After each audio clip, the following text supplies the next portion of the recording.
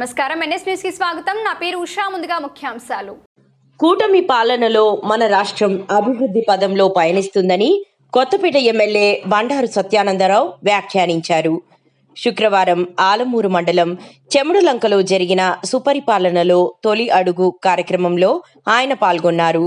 YCP హయాంలో పరదాల పాలన నడిచేదని, కూటమి అధికారంలోకి వచ్చాక ప్రజాపాలన నడుస్తుందని ఆయన వ్యాఖ్యానించారు. గ్రామంలోని ప్రతి ఇంటికి వెళ్లి ప్రజలకు ప్రభుత్వం నుంచి అందుతున్న సంక్షేమం, అభివృద్ధి ఫలాల గురించి వివరించారు.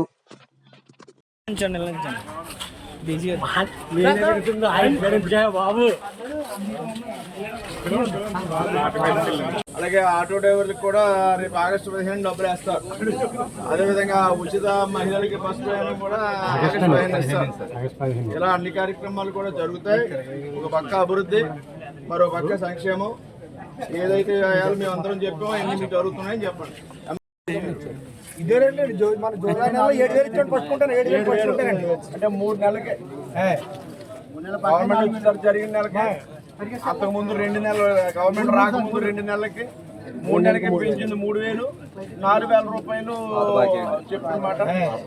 ఆయన అన్నదప్పటి నుంచి 3,000 ఎక్కడా లేని పెన్షన్ మన రాష్ట్రం ఇస్తున్నారు. 4,000 రూపాయల పెన్షన్ ఎక్కడా లేదు దేశంలో. మన రాష్ట్రంలోనే 4,000 ఇస్తున్నారు. అంతే కూడా 1,500, 2,000 దాటలేదు అక్కడ.